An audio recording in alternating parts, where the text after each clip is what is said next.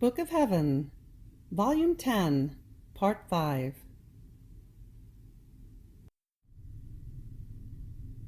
October 18th, 1911. Jesus plays with the soul.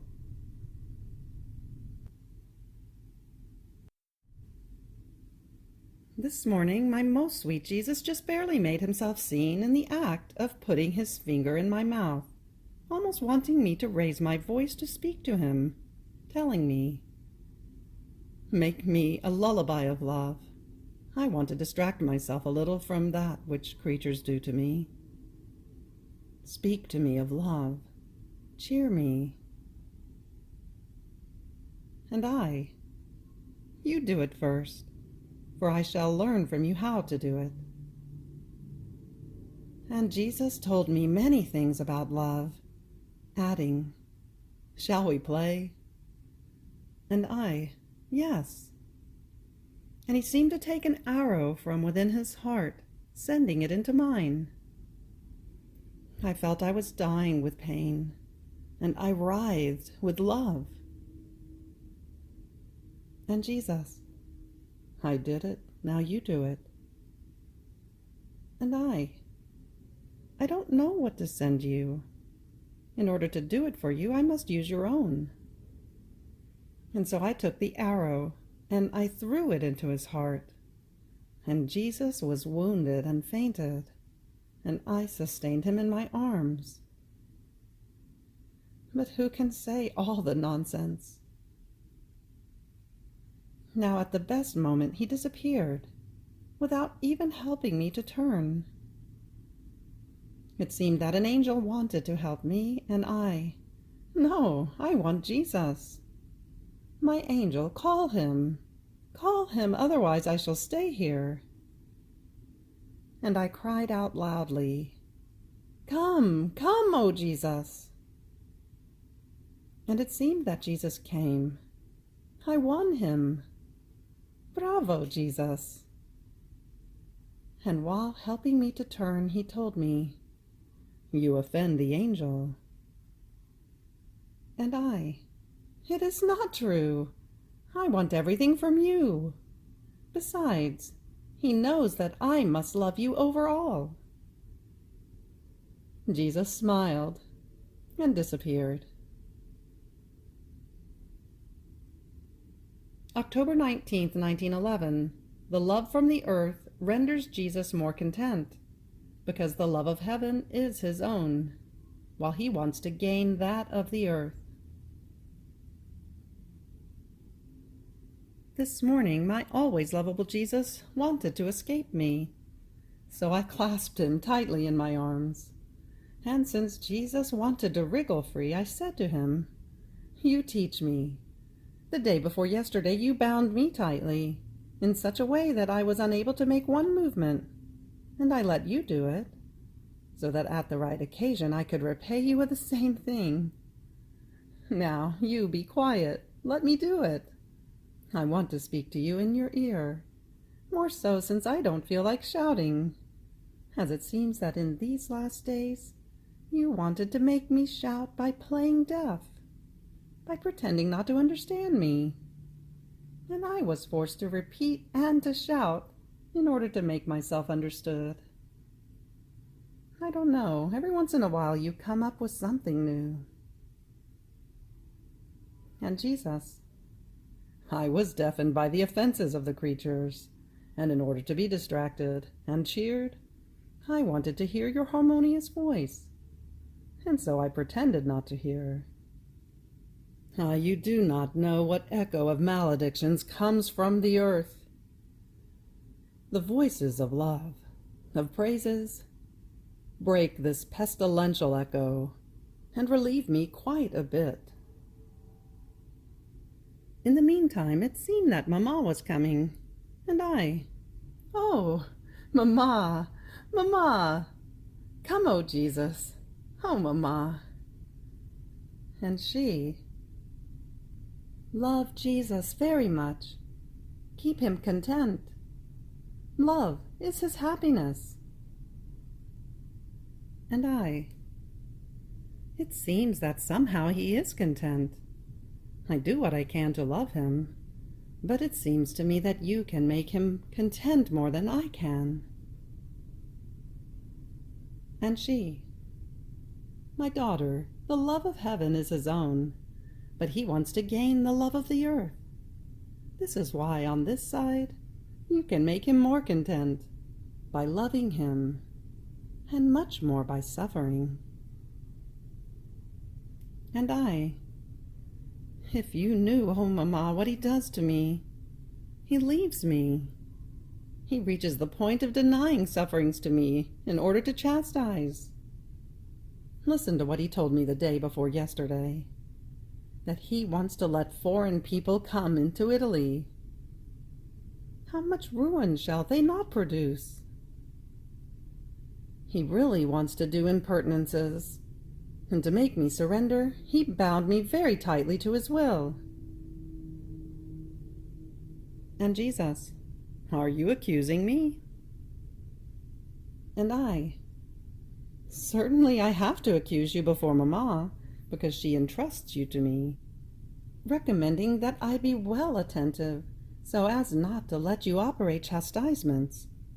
And she told me even to be daring in order to disarm you. Isn't it true, Mamma? And she, yes, it is true, and I want you to continue on, because grave chastisements have been prepared. Therefore love him very much, for love shall sweeten him at least. And I shall do what I can. I feel I love him alone, so much so that I can be without you, but without Jesus, no. And you certainly don't feel sorry about that, because you know, and you want, that I must love Jesus the most among everyone. And Mamma seemed to be content. October 20th, 1911. Jesus cries and wants to be relieved. New threats to Italy. My adorable Jesus aroused compassion. He was crying very, very much, leaning his face on mine, and I could feel his tears flowing over me.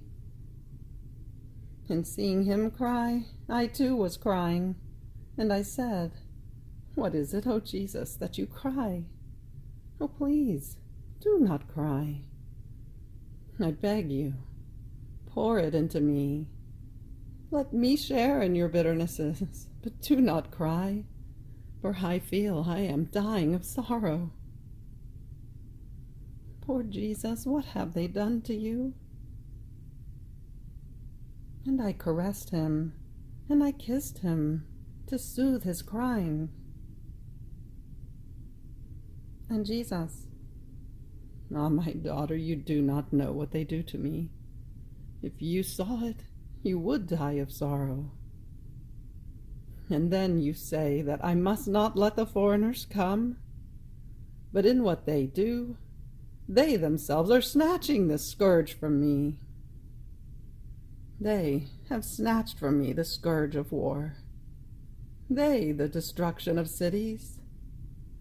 Therefore, my daughter, patience. And I, in seeing you cry, I feel my arms being broken, and I am unable to tell you not to do it. I just tell you, take me first, because being in heaven I shall think as those of heaven. But while being on earth, I shall not think as those of heaven, and therefore I feel I cannot resist in seeing all this." It seemed that the sorrow of Jesus and the necessity that someone relieve him were so great that he stayed with me almost for the whole time. And I would now speak to him of love, now repair him, now pray with him. Now I would check his head to see if he had the crown of thorns, so as to remove it from him. And Jesus felt like staying. He seemed to let me do everything. The sins that were being committed were so many that he shunned going into the midst of the peoples. Then he poured a little bit of sweet liqueur, telling me, "You too need to be cheered." Oh, how good is Jesus. October 23rd, 1911. We must let the life of our hearts be all love, because Jesus wants to take food within our hearts. This morning, my always lovable Jesus came, but who can say how much in suffering he makes himself seen? It seems that he feels within himself all the pains of the creatures, and they are so many that he looks for refreshment and relief. Now, after keeping him with me in silence, telling him my nonsense of love as refreshment, and adding kisses and caresses, it seemed he was relieved. And then he told me, "My daughter, let the life of your heart be all love. Let nothing else enter into it, because I want to take food from within your heart. And if I do not find it all love, it shall not be enjoyable food for me. As for the other parts of you, you can give to each one its office. That is, to your mind, to your mouth, to your feet, to all of your senses. To some adoration, to some reparation, to some praise, thanksgiving, and all the rest. But from your heart, I want love only." October 26, 1911. How Jesus needs to pour his love out, and he can make his outpourings of love only with the one who loves him and is all love for him. He continues to make himself seen, but wanting to hide within me, so as not to see the evils of creatures. I seemed to find myself outside of myself, and I saw venerable men, all dismayed, speaking about the war, and with great fear. Then the Queen Mamma made herself seen, and I, "My beautiful Mamma, what shall happen with the war?" And she, "My daughter, pray. Oh, how many troubles! Pray, pray, my daughter." I was dismayed, and I prayed to good Jesus, but it seemed that Jesus does not want to pay attention to me. Even more, it seems that he does not even want me to talk about this. It seems he only wants refreshment, and only the refreshment of love. Instead of pouring bitternesses, he pours sweetnesses. And if I say, "You are full of bitternesses, and you pour sweetnesses into me," Jesus says, "My daughter, I can pour out bitternesses with everyone, but the outpourings of love, the sweetnesses, I can pour only into the one who loves me, and who is all love for me. Don't you know that love, too, is a necessity for me, and that I need it more than anything?" November 2nd, 1911. Jesus gives her a heart of light, and tells her to do everything by means of that heart. Continuing in my usual state, blessed Jesus came for just a little, and as I lamented to him, because he was coming only in passing, and did not give me time to tell him anything about the so many needs that exist, with the addition that when he comes, now he clasps me tightly, now he transforms me so much within his will, as to leave me not even a little space to be able to plead for his creatures. Jesus told me, "My daughter, you always want to know it. I tell you, things shall be grave, extremely grave. and this is the whole reason. And if I placed myself in intimacy with you, you would bind me, and would come up with something of yours. Rather, you must have patience, and let me bind you for now." Then he took a heart of light and placed it in my interior, adding, "You shall love, you shall speak, you shall think, you shall repair, you shall do everything by means of this heart."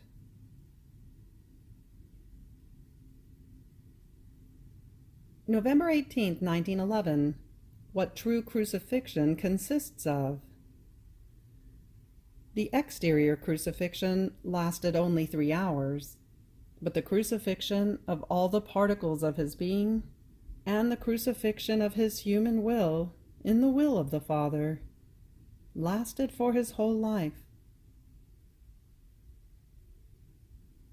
As I was lamenting to Jesus because of his privations, especially in these days, and because he does not even let me see anything any more, blessed Jesus told me,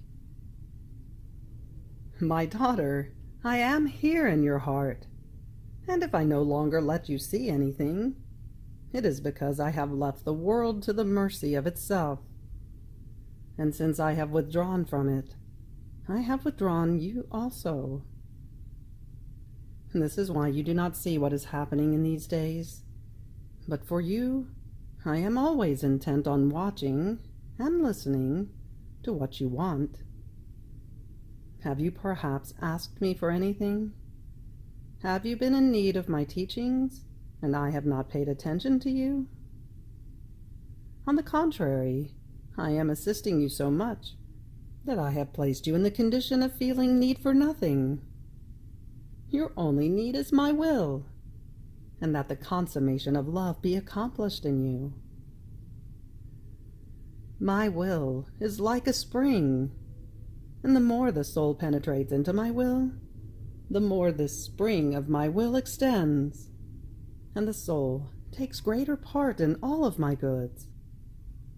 So, in this period of your life, I want you all intent on forming the perfect consummation of yourself in love. And but sweet love of mine, I am very concerned about my current state. My love, what a change!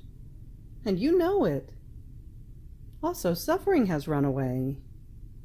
It seems it is afraid to come to me. Is this not a dismal sign? And Jesus, what you are saying is false, my daughter. If I did not keep you as though bound, you would get up. What is the meaning of your not being able to move by yourself, of needing others in your things? Is this not a sign that I keep you bound? Having released you from the bonds of my presence, my love uses different devices to keep you bound with me. You must know that true crucifixion does not consist of being crucified in your hands and feet, but in all the particles of your soul and body. Therefore, I keep you more crucified now than before. How long did the exterior crucifixion of my hands and feet last? Only 3 hours. But the crucifixion of all the particles of my being, and the crucifixion of my human will, in the will of the Father, lasted for my whole life. Don't you want to imitate me in this too? If I really wanted to release you, you would be fine, as if you had not been in bed even for 1 day. However, I promise you that I shall come back soon. December 14th, 1911. The word of Jesus is sun. It nourishes the mind and satiates the heart with love. I continue my most bitter days, though resigned to the will of God. My always lovable Jesus, if he makes himself seen, is always afflicted and taciturn. It seems he no longer wants to pay attention to me in anything. This morning, making himself seen, he put 2 earrings on my ears, so shining as to look like 2 suns. And then he told me, "My beloved daughter, for the one who is all intent on listening to me, my word is sun, that not only delights the hearing, but nourishes the mind and satiates the heart with me and with my love." They don't want to understand that all my intent is to have all of you intent within me, without paying attention to anything else. Look at her. Jesus is pointing at someone. With her way of scrutinizing everything, she pays attention to everything. She is affected by everything, up to the excesses, and even in holy things. This is nothing but a living outside of me, and one who lives outside of me, by necessity feels herself very much. She thinks she does honor to me, but it is the opposite. December 21st, 1911. The divine will is sun, and the one who lives in the divine will becomes sun.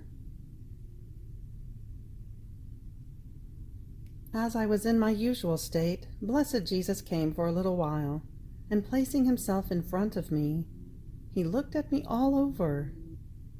Those gazes penetrated me inside and out, and I became all light. And the more he looked at me, the more I sparkled. And through this light he looked at the whole world. Then, after fixing on me thoroughly, he told me, "My daughter, my will is sun, and the one who lives in my volition becomes sun. And only through this sun do I look at the world and pour graces and benefits for the good of all. If there wasn't this sun of my will in a few souls, the earth would become foreign to me, and I would sever any communication between the earth and heaven. So the soul who does my will perfectly is like sun in the world, with this difference, that the material sun does good, giving light and material good, while the sun of my will in the soul impetrates both spiritual and temporal graces, and gives light to the souls. My daughter, let my will be that which you cherish the most. May my will be your life, your all, even in the holiest things, and even in my very privation.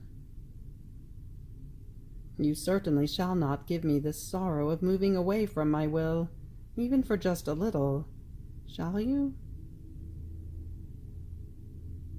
I remained enchanted, and he disappeared, and I am thinking to myself, what do these words of Jesus mean? Oh, maybe he wants to do something big to me, that is to deprive me of him. May his most holy will be always blessed and adored. January 5th, 1912. Jesus renders himself the debtor of the soul. Effects of continuous prayer. Having read in my writings that when blessed Jesus deprives us of himself, he becomes our debtor, I was thinking to myself, if Jesus counts all the privations, and the huffs and peaks I must take, especially in these times, who knows how many debts he has made with me? But I fear that if my state is not his will, instead of making him the debtor, I may render myself his debtor. And Jesus, moving in my interior, told me, I am really looking at what you do, whether you shift, whether you change your way. As long as you do not shift, be sure that I keep signing new debts. Your waiting, your tolerance, and perseverance provide me with the bill on which I put my signatures. But if you did not do so, first, I would not know where to put my signatures. Second, you would have no document in hand to be able to collect these debts. And if you wanted to be paid, I would answer you frankly, I do not know you. Where are the documents that I am your debtor? You would remain confused. It is true that I make myself the debtor when I deprive one of my presence, of sensible grace, but this when my wisdom disposes so, and they do not give me the occasion to deprive them of me. But when they do give me the occasion, or when they are not faithful, or do not wait for me after I deprive them of myself, then instead of I becoming their debtor, they are the ones who make themselves the debtors. If I make a debt, I have something from which to pay, and I remain always what I am. But if you do it, how shall you pay me? Therefore be attentive, at your place, in your state of victim, in whatever way I keep you, if you want to make me your debtor. I said to him, Who knows, O Jesus, how Father is doing, since he was not feeling well? Today I have not remembered him continuously before you, as I did the day before yesterday. And Jesus, he keeps feeling more relieved, because when you pray me continuously, I feel the strength of the prayer, and it almost prevents me from making him feel more suffering. With time, as this continuous prayer ceases, the strength keeps dissolving, and I am left free to make him suffer more. January 11th, 1912. Love wants to be matched by love. After I received communion, my always lovable Jesus made himself seen all around me, and I was in the middle, as if within a flow. Jesus was the flow, and I, the nothing that was in the middle of this flow. Now who can say what I experienced in this flow? I felt I was immense, yet nothing existed of me but nothingness. I felt breathed upon by Jesus. I felt his breath around me and everywhere. But I don't have the words to express myself. I am too ignorant. I wrote this to obey. And then afterwards Jesus told me, My daughter, see how much I love you, and how I keep you safe within my flow, that is, within me. This is how you should keep me safe and sheltered within you. Love wants to be matched by love, so as to have the contentment of making a greater surprise of love. Therefore, never go out from within my love, from within my desires, from within my works, and from within my all. January 19th, 1912. Jesus binds the heart in order to unite them with himself and make them lose all that is human. The human ingratitude. As I was in my usual state, my always lovable Jesus made himself seen with a little rope in his hand, and with it he kept binding hearts, clasping them very tightly to himself, in such a way as to make them lose their own feeling and make them feel the whole of Jesus. In feeling themselves so clasped, the hearts wriggled about, and as they wriggled about, the knot that Jesus had made over them loosened, as they feared that it was a detriment to them no longer to feel themselves. All afflicted because of this behavior of souls, Jesus told me, "My daughter, have you seen how souls render my tendernesses of love vain? I keep binding hearts to unite them closely with me, to make them lose all that is human. But instead of letting me do it, on seeing their human being broken, they lose air, they struggle, they wriggle about, and they also want to look a little bit at themselves, at how cold, dry, or warm they are. By this looking at themselves, struggling, wriggling about, the knot I had made becomes loose, and they want to be with me at a distance, but not clasped in such a way as no longer to feel themselves. This afflicts me very much, and they prevent my games of love. And do not think that these are only souls who are far away from you. Rather, these are also those who are around you. You shall make them comprehend well the sorrow that they give me, and if they do not let themselves be clasped by me, to the point of losing the feeling of themselves, I shall never be able to expand my graces and my charisms with them. Have you understood?"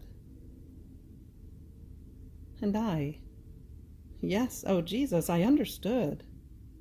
Poor ones! If they understood the secret contained in your clasping, they would not do this. They would let you do it. Even more, they themselves would make themselves smaller, so as to let you tighten the knot more. At that moment I made myself very small. Jesus clasped me, and instead of wriggling about, I let him squeeze me more tightly. And as he squeezed me, I felt the life of Jesus, losing my own. Oh, how happy I felt with the life of Jesus! I was able to love more, and I could reach everything that Jesus wanted. You have reached the end of the Book of Heaven, Volume 10, Part 5. Fiat.